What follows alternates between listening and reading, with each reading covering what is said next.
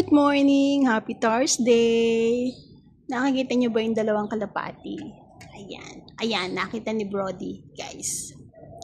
Gusto niya yung habulin eh. Narito kami sa lobby outside. Look, ang galing nilang pumwesto. Tignan nyo, ito kami sa mataas. By third floor to guys, third floor. Ayan no. Tawal nga pa ng tumutong. Ayan.